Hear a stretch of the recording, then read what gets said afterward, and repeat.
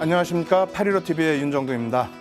매주 화요일 이 시간에는요, 윤정두의 Y라는 코너를 가지고 여러분들을 찾아뵙고 있습니다. 1시간 동안의 시간 동안 여러분들께 시장에서 가장 이슈가 되는 내용들 쉽고 간단하게 풀어드리고 있고요. 그리고 시간의 끝부분에는 윤정두의 노하우, 수익률 대회 10여 차례 우승한 윤정두만의 투자 비법을 공개해드리고 있으니까요.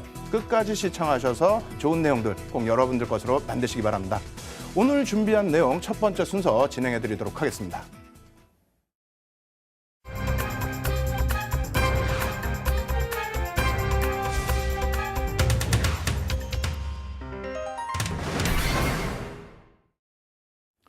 봄이 오는 소식과 함께 국내 증시도 2,000포인트에 5개월 만에 안착하면서 오늘 장을 마감을 했습니다. 이렇게 국내 증시가 강세를 띠는 요인, 여러 가지 이유가 있겠습니다만 대내외적인 요인들 우리가 짚어봐야 할 것이 너무 많죠. 그래서 오늘도 준비를 많이 했습니다. 파워포인트 100여 장이 넘게 그렇게 준비가 돼 있는데요. 오늘도 역시 좀 빠르게 진행해 드리도록 하겠습니다. 첫 번째 기준에서는 글로벌 시장의 전체적인 흐름, 그래서 나스닥 시장의 흐름부터 한번 살펴보도록 하겠습니다. 자, 화면 놓고 설명을 드릴 텐데요. 지난번에도 앞서 말씀을 드렸습니다. 나스닥 월봉 차트인데요. 나스닥뿐만 아니라 S&P 500 지수 그리고 다우 지수도 사상 최고의 고점 행진을 지속하고 있는 모습인데요. 일단 나스닥의 월봉 차트는 2000년도에 IT 거품 났을 때의 가장 고점, 그 수준까지 올라와 있고요. 15년 만에 5,000포인트를 넘어서고 있는, 다시 말씀드린다면은 미국 쪽의 증시 역시도 굉장한 강세를 띠고 있다, 이렇게 말씀을 드리겠고요. 그리고 유럽과 마찬가지로 일본 같은 경우에도 계속해서 양적 완화 부분을 단행하고 있죠. 일본 증시입니다. 일본 증시 앞으로 조금 더 남아있긴 합니다만 역시 마찬가지로 15년 만에 고점을 뚫어주고 있습니다. 이러한 흐름이 유럽 쪽에서도 마찬가지죠. 독일 같은 경우도 마찬가지고요. 그리고 영국 지수도 역시 고점을 뚫어주고 있는 행진. 이러한 부분 때문에 글로벌 증시에 전체적으로 흘러가는 흐름과 우리나라 증시 맞닥뜨려지면서 그동안의 디커플링 현상이 일정 부분은 좀 해소되지 않나, 이렇게 말씀드릴 수 있겠습니다. 거기에 또 한 가지 있죠. 중국입니다. 중국 소식인데요. 일단은 중국 같은 경우에도 이 고점 라인에서의 추세 부분이 여전히 강하게 표출되고 있는 상황인데, 일단 중국 쪽의 내용은 예전에도 한번 말씀드렸습니다만 다시 말씀을 드리면은요. 지준율 인하와 함께 이번에 또다시 금리 인하를 단행을 했죠. 거기에 또 한 가지는 양회를 지금 진행하고 있습니다만 양회 기준에서 경기 부양책이 나올 수 있다라는 기대 요인이 일부 작용하고 있습니다. 다만 제가 글로벌 증시를 놓고 설명을 드렸는데 여기서 조금 여러분들께서는 한 가지 간과해서 안 되시는 부분이 있습니다. 무엇이냐면 글로벌 증시의 강세에 의해서 국내 증시도 지금까지의 디커플링 현상을 탈피하고 동조화돼 간다, 이렇게 생각하셔야지 지금 보여드린 중국 증시의 영향이다, 이렇게 생각하시면 좀 안 되겠다 말씀드리는 거예요. 다시 얘기해서 중국 쪽의 경제적인 동향은 여러분들이 긍정적으로 해석을 하신다 할지라도 저쪽 중국 쪽 같은 경우에는 브릭스 시장 쪽에 속해 있죠. 브릭스 시장을 선진 지수가 쫓아가는 일은 없기 때문에 너무 민감하게 받아들이실 필요는 없다, 이렇게 말씀을 드리겠습니다. 다시 한번 대내외적인 악재 요인, 호재 요인 정리해서 말씀을 드린다면요. 이렇게 되어 있습니다. 글로벌 증시의 신고가 행진이 지속되고 있다는 내용, 국내 증시의 강세 부분 연동돼 있는 거고요. 경기 부양 정책 효과 부분이 악재로도 해석이 되는 부분이 있죠. 양적 완화 부분이라든가 혹은 미국 쪽의 경기가 살아나는 부분 때문에 금리를 인상한다는 부분, 이런 부분이 호학제가 겹쳐져 있는데 어찌됐건 부양 정책에 대한 효과 부분은 긍정적으로 여전히 작용하고 있다. 그리고 유로존 등의 양적 완화, 유로존, 일본 그리고 중국까지의 양적 완화 부분도 유동성을 확대시키고 있고, 특히 유럽 쪽의 유로존 쪽의 양적 완화 부분은 3월부터 실질적으로 유동성을 좀 강화시키는 역할을 하고 있습니다. 이러한 부분 염두에 두시고요. 마지막으로 이제 국내 증시에 있어서는 정부 정책이 구조적인 개선을 지속적으로 해나가겠다, 이런 내용이 있죠. 다시 말씀드린다면은 우리나라 증시가 한 단계 업이 됐던 부분은 언제입니까? IMF 이후에 기업의 투명성을 확보하고 그리고 지주회사로 이렇게 변천 과정이 있었죠. 거기에 배당 성향도 조금씩 개선시키면서 어찌됐건 간에 2007년도 기준에 처음으로 2,000포인트를 넘어선 겁니다.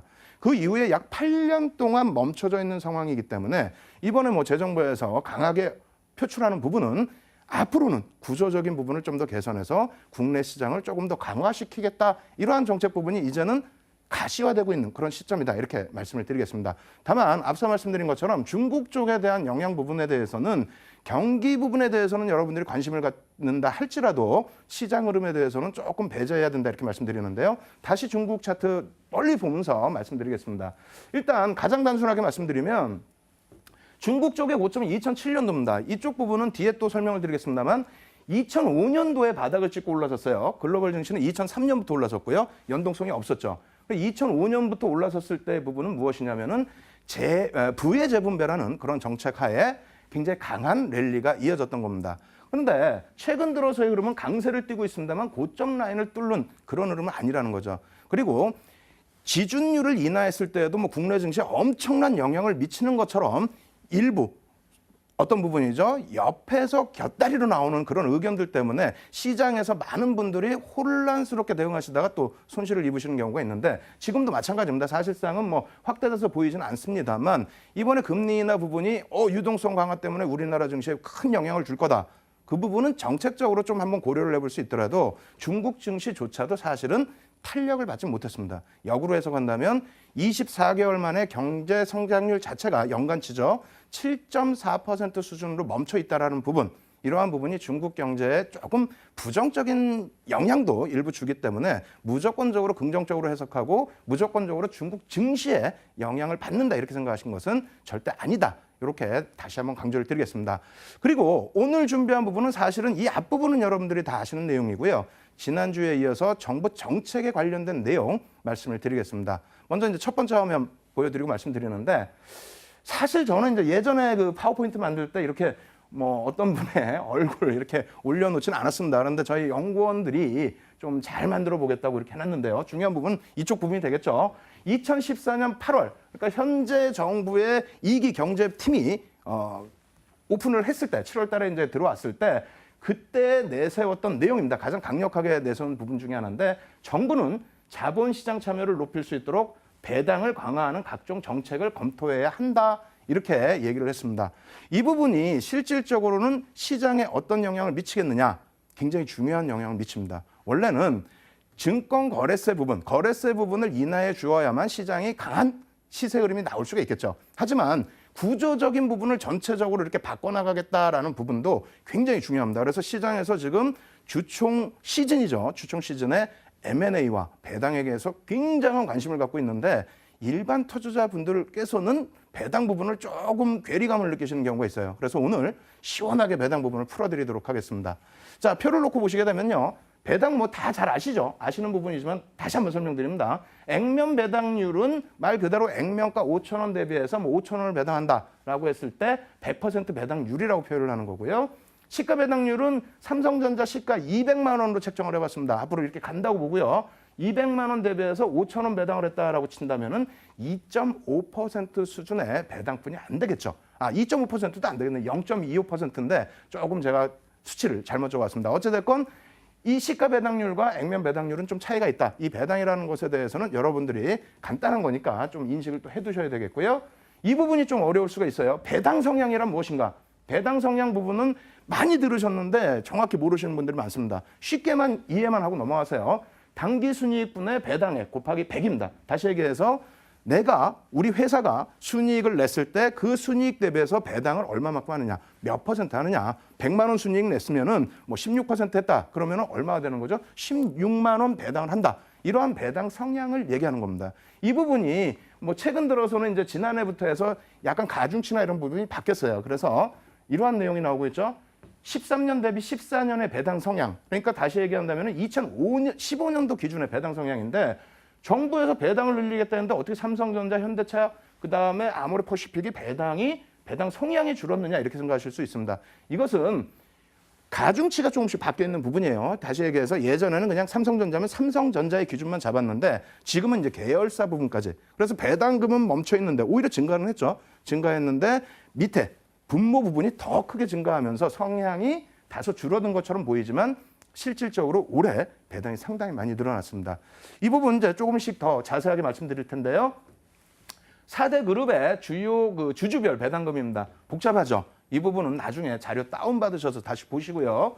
그리고 이 부분은 외국인 부분인데 이 부분이 또 상당히 중요합니다. 왜 중요하냐면 외국인들 올해 그 4대 그룹 상장사의 그 외국인들에 대한 배당률입니다. 그래서 배당 금액이 작년 대비해서 올해 이렇게 3조 8천억, 그러니까 약 34% 증가했다는 겁니다. 이것이 외국인뿐만 아니라 뭐 연기금이나 그리고 총수 일가 뭐 이런 쪽으로도 배당이 다 증가한 거죠. 그러니까 정부 정책에 맞게 배당금이 증가한 건 맞는데 일단은 이렇게 외국인들, 그러니까 시가총액이 큰 종목군들에 대해서는 외국인 지분이 많다 보니까 국부 유출이 아니냐 이러한 얘기도 있었기 때문에 그래서 액면 분할이라는 것을 계속적으로 언급을 했던 거고요. 그리고 결과적으로는 지난 뭐 1월부터 계속 언급드렸던 아모레 퍼시픽 그리고 아모레 G라는 그런 업체 같은 경우에도 결국 액면 분할을 단행을 했죠. 정부 정책의 효과입니다. 물론 오늘 상한가 근처까지 올라왔다 긴 꼬리가 달리긴 했습니다만 어찌됐건 그 정책 영향으로 엄청난 상승 탄력이 나왔었죠. 뭐 그런 맥락으로 좀 이해하시면 될 것 같고요.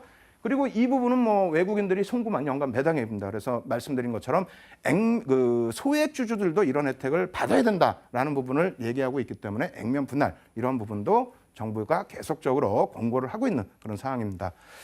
주식시장은 왜 이 부분 굉장히 중요한 부분이에요. 가장 중요합니다. 이 뭐 수치가 많고 글씨가 작은데 설명을 잘 들으셔야 돼요. 어떤 설명이냐면 제가 2000년부터 해서 자료를 갖고 나왔는데요. 결론적으로 뭐냐면 나중에 이제 다운받아서 보셔야 될 부분이 배당 성향 배웠죠. 순이익 부분 중에서 배당을 얼마만큼 하느냐 부분인데 예전에는 배당 성향이 높았다가 최근 들어서는 배당 성향이 전체 기업 배당 성향이 좀 줄어 있는 혹은 정체돼 있는 모습을 나타냈다는 겁니다. 그리고 실질적으로 2014년 기준 그러니까 작년에 배당이니까 2013년 회계 연도 기준이 되겠죠. 그때 기준에 1.1이라고 잡아놨는데 실질적으로는 1.05 정도 됩니다. 1.05 반올림에서 1.1로 잡아놨습니다.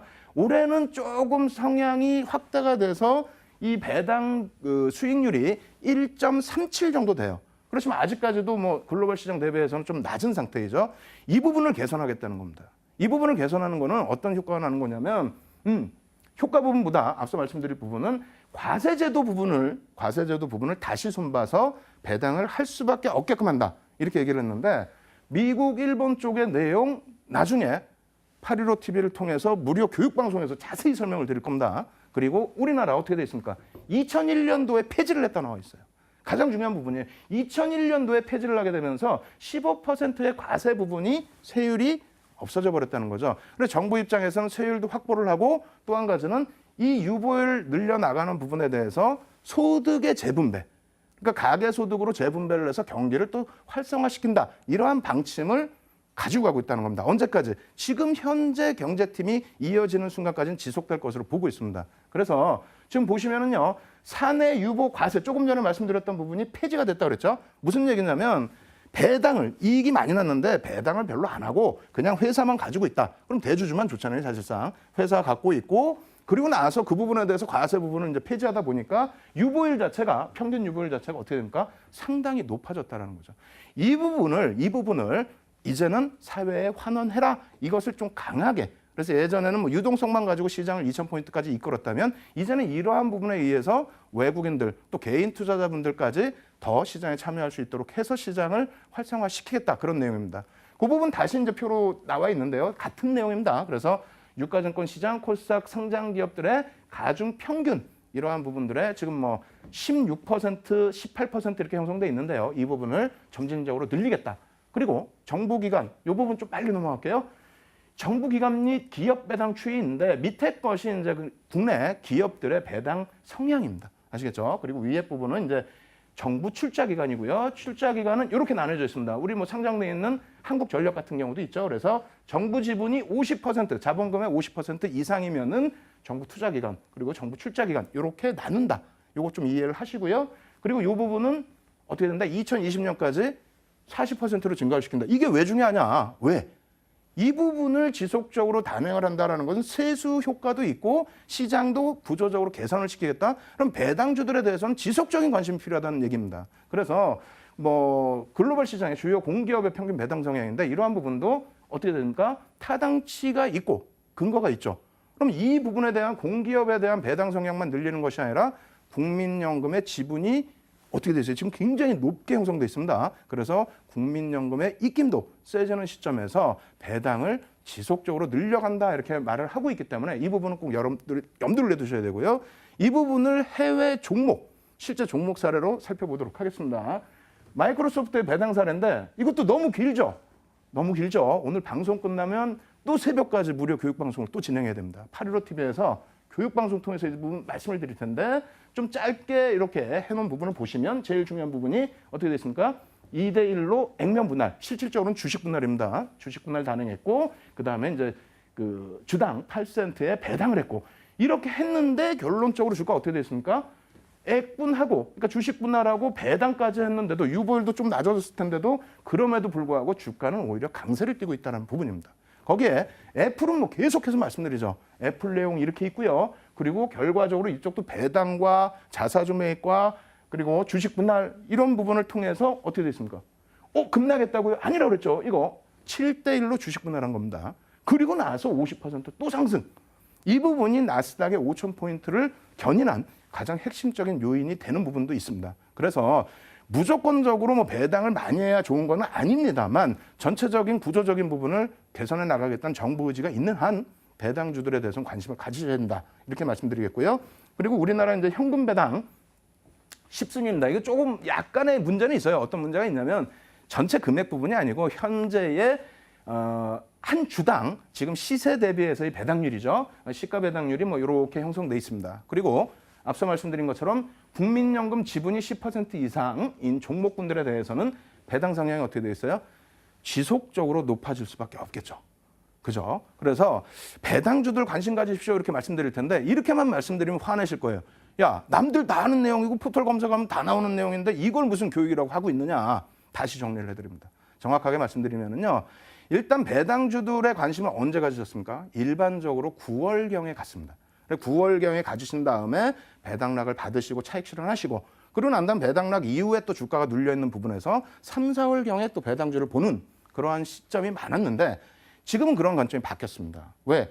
정부 정책이 이렇게 강렬하게 그냥 우리가 생각할 때 그냥 배당만 높여라 이게 아니죠. 보시다 보니까 상당히 많은 내용들이 숨어 있다는 겁니다. 그렇기 때문에 배당을 계속 늘려나갈 수밖에 없다. 그렇게 된다면 어떻게 된다? 이제 3, 4월경에 배당주들이 다시 눌림을 받는 그러한 시점부터 해서 연말까지는 안정적으로 지속적인 수익이 나와줄 수 있는 종목군들이 배당주라는 겁니다. 그러면 그 배당주도 앞서 보신 것처럼 이런 종목군들을 여러분들께 설명드리려고 했느냐? 그것도 아니죠. 그렇게 말씀드리면 또 혼나죠.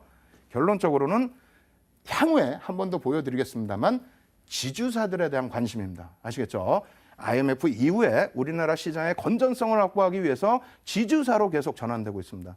지주사로 전환되는 과정 속에서 어떻게 됩니까? 배당에 대한 요인들이 정부에서 공고사항으로 계속 나오고 있죠. 그렇다면은 수년 동안 눌림목을 받아왔던 눌림목보다도 주가가 아예 바닥으로 내려왔었던 그러한 지주사 중에서 수급이 개선되고 바닥을 탈피하는 그러한 지주사들은 여러분들이 꼭 챙기셔야 된다 이렇게 말씀을 드리겠습니다. 대표적인 지주사 오늘은 GS 말씀을 드리도록 하겠습니다. 예, 첫 번째 순서는 이만큼 해서 정리를 해드립니다.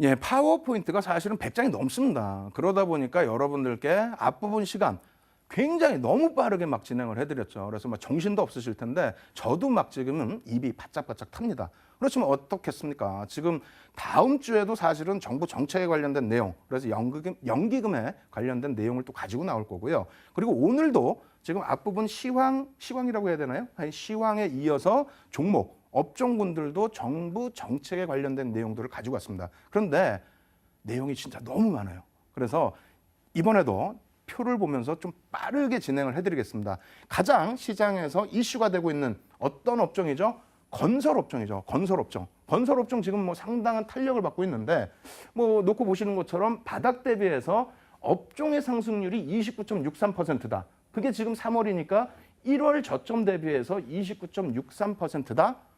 어마어마한 상승이죠. 3개월 만에, 3개월도 아니죠. 2개월 만에 수익률. 거기에 이것이 과연 끝자락이다라고 생각을 한다면 윤 정부가 갖고 나왔겠습니까? 아닙니다. 이제부터 시작이 될 수 있다. 그러한 부분은 앞서 계속 설명드린 것처럼 정부 정책에 기인되는 부분이 상당히 많다라는 겁니다. 아시겠죠? 그래서 일단 이 부분 건설업종 전체적인 지수 차트 놓고 보면 설명을 드렸고요. 자, 그다음부터는 종목으로 말씀을 드립니다. 종목 부분은 대략적으로 대형사가 시가총액 1조 이상의 대형사가 어떻게 돼 있습니까? 바닥 대비해서 많이 오른 종목은 60% 이상, 그리고 좀 덜 올랐다는 종목도 20% 이상씩 올라와 있습니다. 일단 먼저 GS건설의 일봉 차트 놓고 보시면은요, 바닥 대비해서 어떻게 올라와 있죠? 1월 7일 저점 대비해서 61.21% 상승이 나와 있고요. 두 번째는 대우건설입니다. 대우건설도 어마어마하죠. 59.69%. 자, 현대건설 어떻습니까? 49.10%. 그나마 좀 못 올랐던 대림산업도 최근 들어서 급등이 나오게 되면서 36.11%.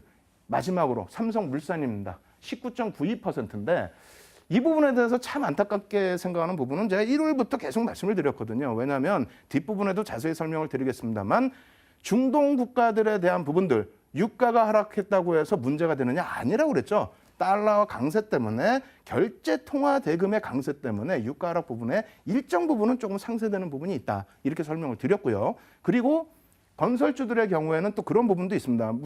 지금 환율 자체가 엄청나게 급등을 한 그런 상태는 아닙니다만 지금 강달러 기조로 인해서 원화가 소폭의 약세를 지속을 한다라고 한다면 예전에 수주했던 물량들 있죠. 그러니까 예전에 저가 수주 때문에 문제가 돼서 주가가 급락이 나오고 중동 경기의 침체 우려감 때문에 급락이 나왔던 부분들, 그리고 정부 정책 요인이 작년 상반기 또 하반기에 기대했던 부분이 좀 미약하다 해서 급락이 나왔던 부분들, 이러한 부분들이 해소되는 시점이니까 어떻게 하라 그랬어요? 관심을 좀 가지시자 말씀드렸죠. 지금도 늦지 않았습니다. 그래서 건설주들에 대해서도 앞으로 어떻게 진행될지 여러 가지 요인들을 한번 살펴보도록 하겠습니다. 자, 먼저 이제 국내 건설사 도급 순위 이렇게 말씀드린 거고요. 예전하고는 또 순위가 좀 많이 바뀌어 있어요. 한 번씩 훑어만 보시는 정도로 이해를 하시고요. 자, 건설업종 부분 앞서서는 전체 그냥 아무것도 없이 보여드렸는데 여기서 중요한 부분은 중국 금리 인하라든가 이런 부분은 사실은 크게 영향이 없습니다. 제가 보는 관점에서는 일단 그 부동산 완화 정책을 2014년 8월 1일 날 발표를 했는데 오히려 기대 심리가 어떻게 됐습니까? 야, 이 정도 가지고는 안 돼라고 해서 밀려 내려왔죠. 저때 그 당시에 완화 정책은 조금 이따 다시 보여드리도록 하고요.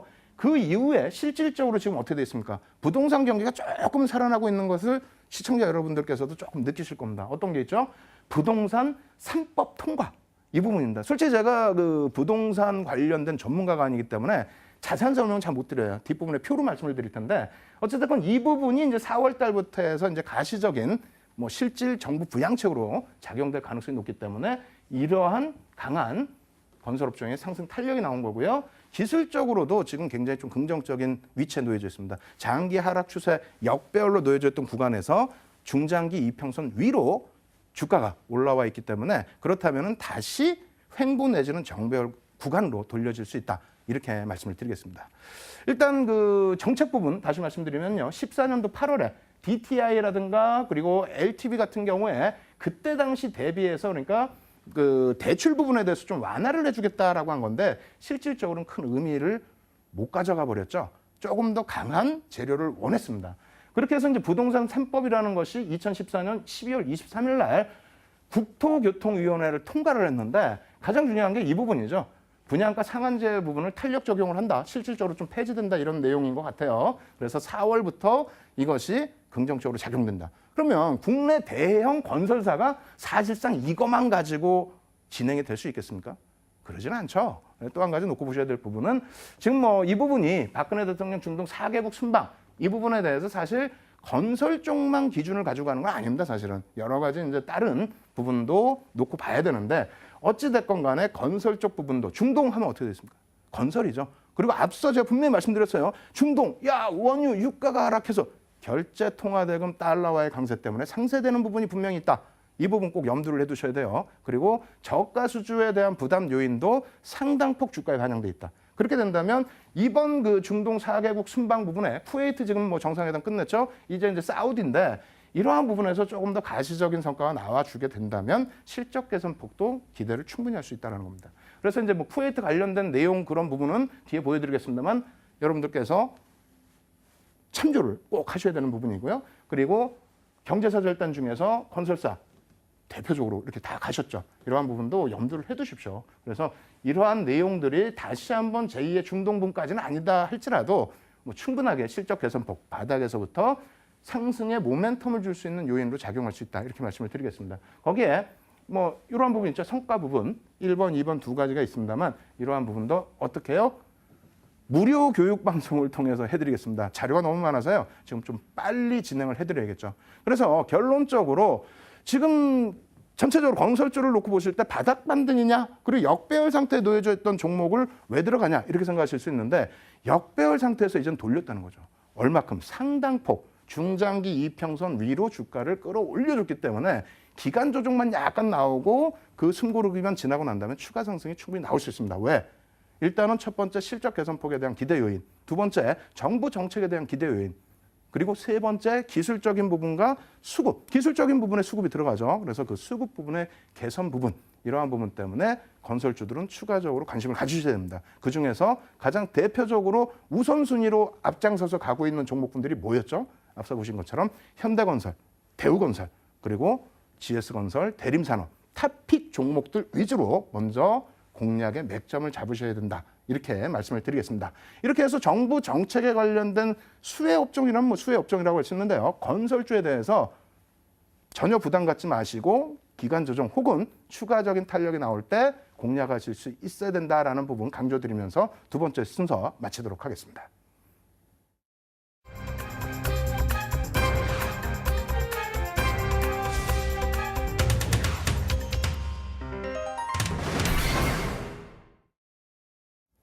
예, 빠르게 진행해드린다고 했음에도 불구하고 30분이 지났습니다. 이제 남은 시간 얼마 없어요. 그런데 뒷부분의 파워포인트가 너무 많아요. 왜?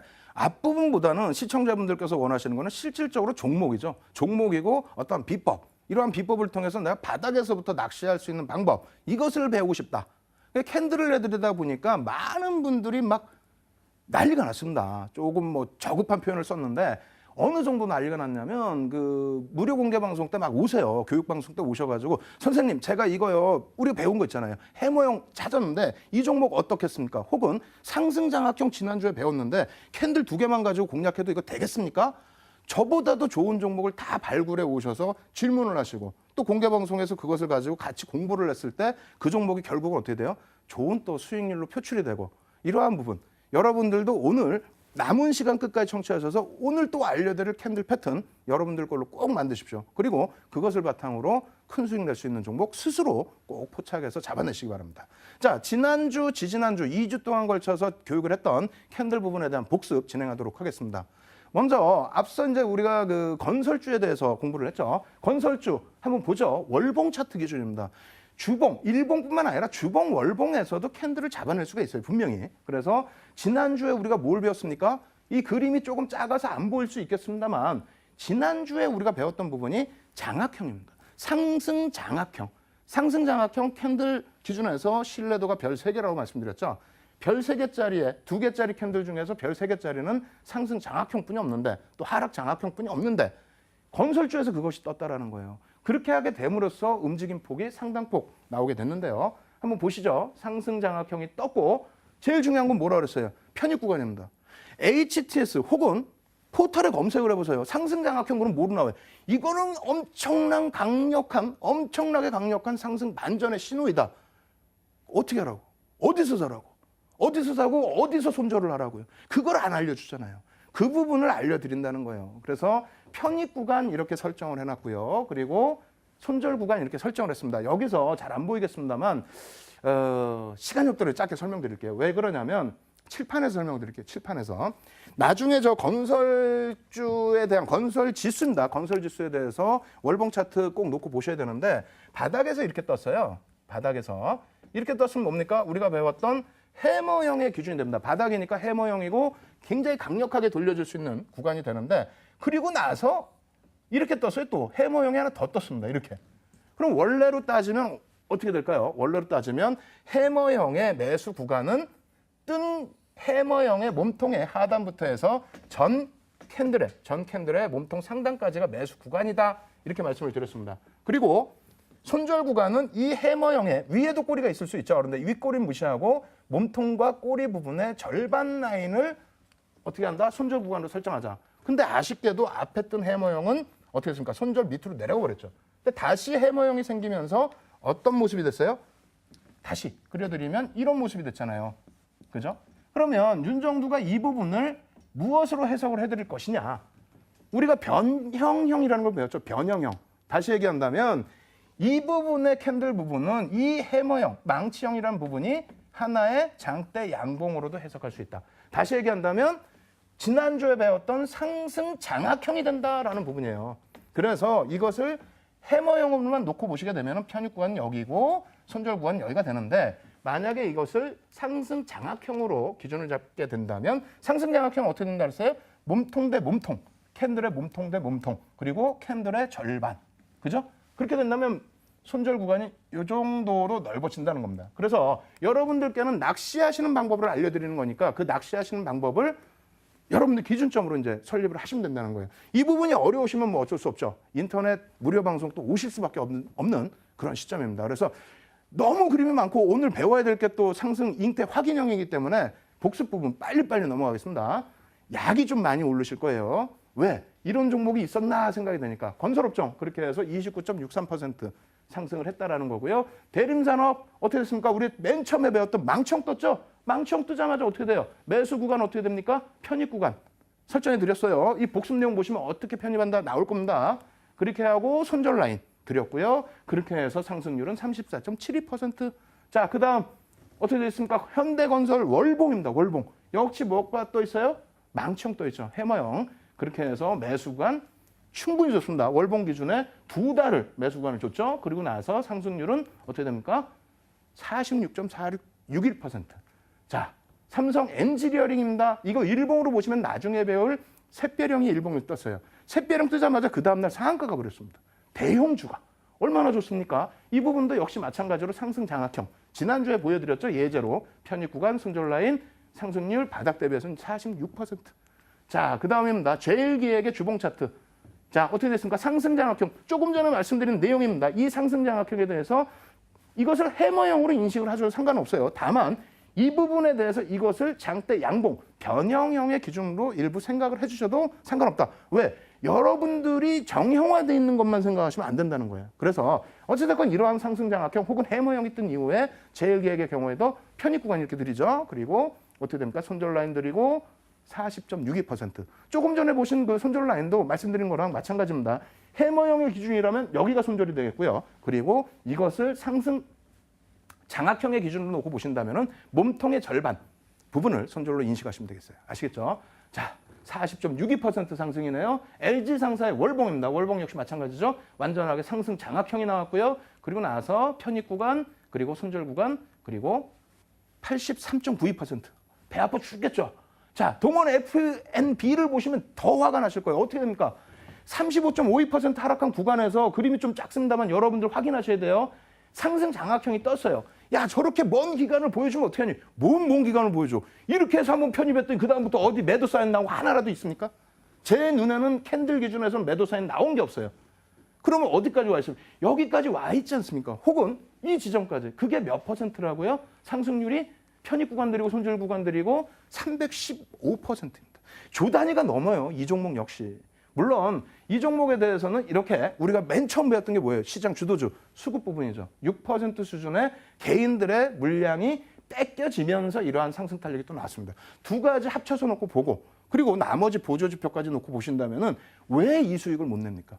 이거요. 이런 종목 낚으시는 방법, 찾으시는 방법 무료 공개 방송 통해서 알려드리고요. 지분율 이런 것도 포인트로 염두를 해두시기 바랍니다. 아시겠죠? 자, 그 다음에 컴투스입니다. 이게 지난주에 무료 공개 방송 여러분들께 화요일에 상승 장악형 말씀드렸고 무료 공개 방송에서 교육 자료로 보여드렸던 종목이에요. 이게 뭐 시가총액이 뭐 작습니까? 조 단위가 넘는 가장 대표적인 코스닥 종목 중에 하나인데 오늘 같은 경우에도 윗꼬리가 살짝 달리긴 했습니다만 어떻게 됐어요? 외국인과 기관의 쌍끌이 매수예요. 여기서 왜 못 샀어요? 지난주에 교육을 했는데 장악형이 뜨고 편입 구간이 이만큼인데 교육 끝나고 나서 지난주 화요일 교육 끝나고 나서도 편입 구간이 들어와 있는데요. 손절 여기라고 말씀드렸잖아요. 그러고 나서 바닥 대비는 얼마입니까? 바닥 대비 17.71. 야, 얼마 안 올랐다? 거래일수 8거래일입니다. 또 편입 구간 잡으면 10%대의 편입 수익률이 나와 있었다는 겁니다. 아시겠죠?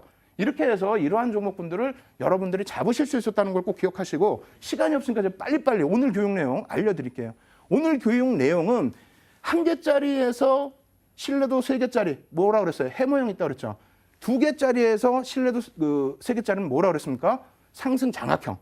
그러면 세 개짜리 캔들에서 신뢰도가 별이 세 개짜리는 몇 개가 있을까요? 놓고 보시면은 표에 이렇게 나와 있습니다. 상승 잉태 확인형, 상승 장악 확인형, 샛별형과 샛별 십자형. 그리고 하락 잉태 확인형, 하락 장악형, 석별형, 석별 십자형. 똑같은 거예요. 똑같은 모양인데 뒤집어 놓은 거 혹은 고점에서 떴다, 저점에서 떴다. 이 차이뿐이 없습니다. 그럼 여러분들이 아셔야 될 거는 세 가지 유형이다.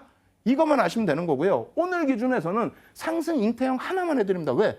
시간이 없잖아요. 시간이 없으니까 오늘 상승 잉태형 하나만 해드리는데 그에 앞서서 신뢰도 세 개짜리. 자, 거짓말쟁이 될 수는 없지 않습니까? 그래서 신뢰도 세 개짜리가 딱 하나 더 있다. 뭐?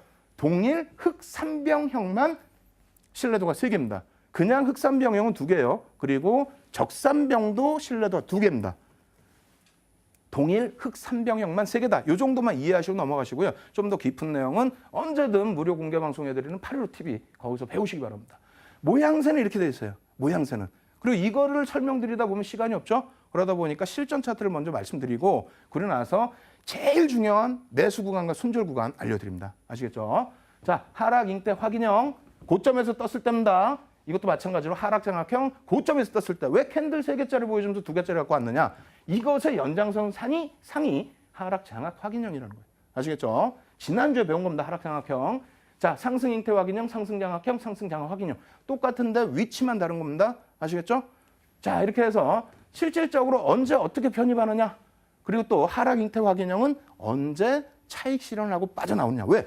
쭉 올라간 종목이잖아요. 쭉 올라간 종목 어떻게 합니까? 차익 실현을 하셔야 될 거 아니에요. 어디서? 알려드립니다.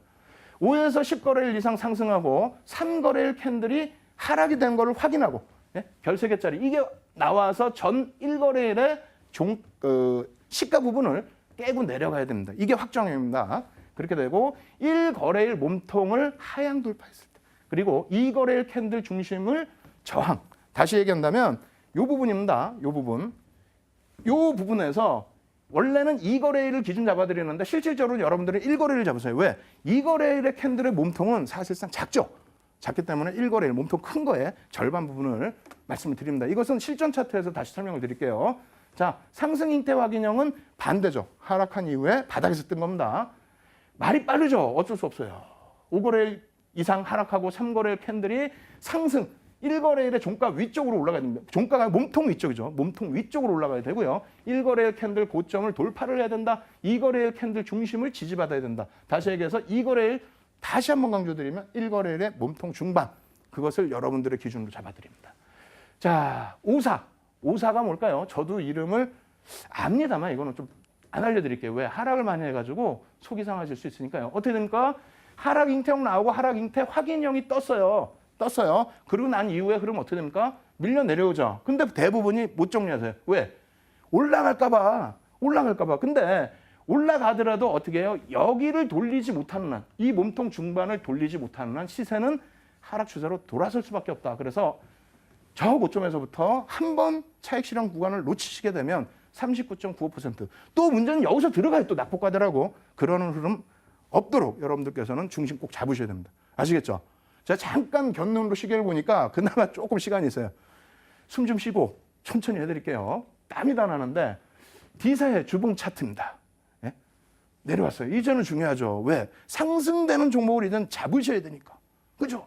장대 음봉이 떨어졌습니다. 그 다음에 어떻게 됩니까? 장대 음봉 안에 조그만 히람이라고 그래요. 잉태. 예? 애기가 들어가 있는 거예요. 이게 밀려 떨어지려고 하면 이걸 원래 방식으로 설명을 드려볼까요? 이거를 이렇게만 설명드리면 제가 나쁜 전문가잖아요. 정확히 설명을 드려야지. 왜 이게 반전을 할 수 있는 구간이 되느냐. 자, 보세요. 장대 음봉이 떨어졌으면 일반적인 생각이 뭡니까? 우리가 잘못 알고 있는 거. 장대 음봉, 장대 양봉 나오면 그 다음날 뭐 더 가고 더 내려. 아니라는 겁니다. 특히 이 종목 같은 경우에 장대 음봉이 떨어졌는데 밑으로 깨져 내려온 게 아니라 어떻게 됐습니까? 중간에 멈춰져 있다는 겁니다. 근데 이것이 작으면 작을수록 도지 형상을 띄면 뛸수록 음집이 돼 있다는 거예요. 음집이. 이렇게 내려오다가 캔들이 갑자기 커졌다는 거는 뭔가의 악재가 장중에 확 돌출됐다는 거죠. 그럼 더 깨져 내려가야 되는데 그렇지 않다. 과도하다. 나 어저께 마실 나갔다 왔더니 주가 밀려 있어. 나 저점 편입 더 할래. 그러한 매수에도 들어온 거고. 그리고 매도 세력도 야 나는 여기서 좀 강도 있게 매도는 이제 안 해도 될 것 같아. 가격적으로. 그래서 방향성을 논하기 위해서 이렇게 들어와 있다라는 겁니다. 이러한 흐름에서 이거는 캔들 기준에서는 별 2개짜리뿐이 안 돼요. 그래서 확인하는 부분이 상승 잉태형 이후에 상승 잉태 확인형. 윤정두는 별 2개짜리 보시지 말라고 얘기하는 겁니다. 왜? 별 3개짜리 확인하기도 힘들어 죽겠는데 무슨 2개짜리를 봐요. 그럼 이렇게 해서 확인이 됐어. 이날 사실 수 있어요? 제가 판단할 때 못 삽니다. 물론 2개짜리 확인하고 대기하고 있다 들어갈 수도 있겠지만은 확정이 안 됐는데 왜 시간 아깝게 보십니까? 그럼 이날 확정이 됐다고 치고 그 다음 날의 흐름부터 기준 잡아야 되겠죠. 쭉 상승률 172.40% 나와 있는데 매수 구간은요. 실질적으로는 뒷부분 설명드리겠습니다만 이러한 구간이 매수 구간이 됩니다. 3거래일째의 양봉. 이 1거래일에 캔들의 몸통을 돌파하는 이 시점부터 매수 구간. 확정된 이후에는 이 구간 라인들이 꼬리가 달려 있어요. 그래서 여기까지가 매수 구간으로 형성이 돼 있다는 겁니다. 주봉 차트예요. 주봉에서 충분히 편입이 되신 거고 그 이후에는 어떻게 됩니까? 여러분들이 눈을 씻고 보셔도 매도 사인은 어디 나오나요? 없죠. 이것이 캔들의 기본입니다. 300년 동안 지금까지도 사용하고 있는 기술적 분석의 가장 기초라는 거예요. 아시겠죠? 현대건설, 여러분들 좋아하시는 현대건설 왜? 여태 싫어하시다가 이제는 바다에서 올라오니까 얼마나 좋습니까? 얼마나 따뜻하고. 보십시오. 여기만 또 박스를 쳐놨어요. 저희 연구원이. 멋진 친구인데 16.32% 하락을 강조하고 싶었답니다. 물어봤더니. 자, 많이 빠졌어요. 사실은 대형주에서 단기간에. 그리고 난 이후에 뭐 그림이 좀 작아서 잘 안 보이시겠습니다만 이 부분이 바로 상승 잉태 확인형이 떴다는 겁니다. 그럼 매수관이 어디가 되느냐? 말씀드립니다. 정확히 잘 들으셔야 돼요. 아까 분명히 보여드렸는데 어떻게 되느냐? 1거래일에 몸통의 상단 부분. 왜 이렇게 말씀드리냐면은 물론 거의 음봉입니다. 음봉이 맞고요. 교과서적인 내용으로. 근데 이게 혹은 양봉이 될 수도 있겠죠. 근데 뭐 그런 경우는 거의 없고 하여간에 이 음봉 기준의 상단. 다시 얘기해서 원래는 이제 시가라고 표현을 해도 돼요. 시가 부분을 돌파하는 요 시점부터가 매수 구간. 그럼 3거래일째 이게 캔들이 확인됐으면 그 다음부터는 3거래일째에 여기서부터 여기까지 이 꼬리 달린 부분까지 최대폭. 꼬리 제외하고 몸통까지만 잡으셔도 상관없습니다만 그 정도의 강력한 반전 신호기 때문에 꼬리 달린 부분까지를 매수 구간으로 설정을 합니다. 그래서 일봉 차트 기준에 캔들이 확인되고 나서 하루 이틀 3일 동안 매수 기회를 줬어요. 매수 기회도 안 주고 야 이거 올랐습니다 이렇게 하면 윤정두 나쁜 사람이죠. 그죠? 두 번째 어디 또 매수 기회 줍니까? 이거 보셔야죠. 5에서 10거래일 하락 추세라고 그랬는데 사실은 늘려놓다 보니까 별로 안 빠진 것 같지만 어찌됐건 살짝의 뭐 하락 추세였다라고 감안을 했을 때 음봉 떨어지고 어떻게 됩니까? 하람이 잉태형 안에 들어와 있고 그리고 나서 돌리죠. 요 위쪽 라인이 매수 구간. 아시겠어요? 그리고 나서 추가 상승. 어디 매도 사인 있나요? 여기 기준에서. 자 보시면은 손절 구간 이렇게 드리죠. 첫 거래일의 음봉의 절반. 첫 거래일의 음봉의 절반. 몸통의 절반. 그리고 나서 흐름. 뭐가 어려워요? 저는 이거보다 쉬운 거 없다고 생각하는데 캔들만큼. 네? 다른 거 뭐 보조지표 어렵게 하실 필요 없어요. 이런 거 놓고 보시고요. 대우건설. 제가 현대건설, 대우건설을 왜 앞에도 강조드리고 뒤에도 강조를 또 드리겠습니까? 이러한 부분에서 이 종목군들이 추가적인 부분의 강세를 연출할 수 있기 때문에 가지고 나온 부분입니다. 이 종목도 마찬가지예요. 50.63% 하락이죠. 이 밑에서 어떻게 됩니까? 네? 어떻게 되겠뇨? 음봉 떨어지고 나서 저점 형성. 이 제일 중요한 부분이에요. 5에서 10거래를 하락을 하고 바닥에 인식을 잡아줘야 되고, 그러니까 저점이 형성돼야 되죠. 최근 거래일에. 그리고 나서 하람이 잉태형이 형성이 되고 확인형이 나오는데, 이야 이거 이렇게 있는데 이거 매수 구간 주봉이잖아요. 주봉입니다. 이거 안 써 있어요. 주봉이라고. 일봉에서 다 매수 구간 줬어요. 주봉 기준에서도 이렇게 매수 구간을 설정하실 수 있다라는 겁니다. 그래서 상승 잉태 확인형 실질적으로 뭐 주봉 기준인데 어떻습니까? 더 강하다라고 생각할 수 있어요. 그리고 우리가 아직까지 이평선 안 배웠고 갭을 안 배웠지만 대우건설 같은 경우에는 일봉 기준에 돌파갭이 나오고요. 그리고 나서 추가적인 상승이 또 나와 있는 상태예요. 그래서 그러한 부분을 놓고 봤을 때 제가 판단할 때에는 이 건설주들의 뭐 주봉 차트에 편입권도 나와 있고 추가적인 상승이죠. 그리고 보통 갭이 아닌 돌파 갭이 나와주고 대우건설은 그 이후에 급진 갭이 나와줬기 때문에 그렇다면은 최소 범위의 지금 뭐 주봉입니다만 최소 범위의 흐름에서는 돌파 갭 나온 시점 나중에 확인해 보세요. 일봉상으로. 그리고 급진 갭 나온 시점. 그리고 거기서부터 다시 급진 갭이 나온 이후에 돌파 갭까지의 벌어진 구간. 그 구간까지가 기술적 분석에서는 목표 주가 라인이 됩니다. 거기에 한 단계 더 치고 올라가면 더 강력한 또 시세. 그래서 지금 57.73% 바닥 대비해서 너무 많이 떴어요. 아닙니다. 이제는 어떻게 된다? 이평선 안 보여드리고 있습니다만 일봉 기준에서 이평선 부분에서 이평선의 추세를 돌려놓을 수 있는 그러한 위치가 된다. 이렇게 말씀을 드립니다. 아시겠죠? 그래서 오늘 뭐 숨가쁘게 지금 뭐 자료들 다 보여드렸어요. 이렇게 보여드리다 보니까 와 이거 뭐 배운 것 같긴 한데 정신이 없고 산만하고 모르겠고 칠판에 한 번 더 정리해드릴게요. 왜? 이거 칠판에 정리해서 매수 구간 설정 안 드리면요. 아이고 정신없어. 다음 주 안 볼래 그러실 수 있어요. 알려드려야지. 아 이거 괜히 뭐 종목 오른 것만 갖고 나와서 아닙니다. 지금 여러분들께서 시가총액 1조 이상짜리 몇 종목이요? 173개 종목이 작년 말 기준에 지금은 더 되겠죠. 그 종목군들 캔들만 놓고 잡으셔도 건설주들 다 잡아냈잖아요. 그죠? 그래서 오늘 배운 가장 기준이 뭐다? 자, 5에서 10거래일. 이거 5에서 10거래일 내리 빠지는 거 아니라고 그랬어요. 추세 부분이 하락 추세. 대신에 첫 번째 이 캔들이 바닥이 돼야 됩니다. 이게 바닥이 되고요. 다른 게 뭐 바닥이 됐다 이렇게 올라오는 거 말고 이게 바닥. 5에서 10거래일 하락 추세 이게 바닥. 그리고 나서 여기서 이 잉태형 하람이가 그 다음날 이 거래일째 봉이 도지명 가장 좋고요. 이게 아니다. 그럼 이렇게 해서 뭐 캔들이 들어와 있어야 되고요. 거의 뭐 비슷한 크기여도 상관은 없습니다. 근데 이제 봉의 크기가 작으면 작을수록 좋다라는 거예요. 그리고 요거는 음봉. 음봉이 크면 클수록 일반 음봉보다 그러면 평일 이 앞에 거래 대비해서 평상시 거래폭 대비해서 1.5에서 3배 정도, 3배까지는 좀 그런 거예요. 1.5배에서 2.5배 정도 수준? 요 정도의 음봉. 그러니까 음봉이 조금 더 커져 있는 상태. 그런 상태면 더더욱 신뢰도가 높아집니다. 그리고 이건 별 2개짜리라고 그랬어요. 다시 이쁘게 그려드릴까요? 이렇게. 예? 이러면 별 2개짜리예요. 이거 갖고는 들어갈 수가 없습니다. 이렇게 해서 종가가 여기 내려가 있으면 안 돼요. 또 시가가 여기 종가 여기면 안 됩니다. 왜? 요 기준점. 예? 요 기준점을 넘어가주면 이게 별 3개짜리 상승 잉태 확인형이 된다는 거예요. 아시겠죠? 그럼 매수 구간 어디냐? 매수 구간 여기라는 거예요. 여기. 예? 매수 구간 여기. 그리고 여기 꼬리 달렸다. 그럼 요거까지. 그리고 손절은 어디냐? 원래는 요 기준점 제가 써드렸죠? 아니, 여러분들이 하실 때 요 기준점 잡으십시오. 요거. 큰 차이 없으니까. 그래서 1거래일의 몸통에 중단 라인을 하회를 하게 됐을 때는 그때가 손절입니다. 그렇게 해서 편입을 하신다라고 하면은 이게 왜 중요하냐면요. 캔들이 100여 가지 이상이 있다니까요. 캔들 패턴이 100여 가지 이상이 있는데 그중에서 신뢰도 3개짜리는 봉 하나짜리는 뭐라고요? 우산형, 해머형과 교수형. 위치에 따라 다르죠? 하나만 외우시면 되는 거예요. 두 번째는 잉태형이 아니고요. 장악형입니다. 장악형. 지난주에 배운 거. 장악형. 여기 그리기 또 힘들다. 이렇게 있고 두 번째 봉이 감싸 안고 올라가는 거. 그리고 세 번째 3가지의 캔들을 놓고 봤을 때 오늘 배우신 상승 잉태 확인형, 하락 잉태 확인형, 그다음에 상승 장악 확인형, 하락 장악 확인형, 그리고 샛별형, 그리고 석별형, 그리고 샛별 십자형, 석별 십자형. 많다고요? 실질 패턴은 3가지입니다. 아시겠죠? 이렇게 해서 오늘 준비한 내용들을 사실상 다 해드렸어요. 파워포인트 자료는요 100장이 넘습니다. 이 100장 넘는 자료요 무료로 전부 다운받으실 수 있습니다. 어디서?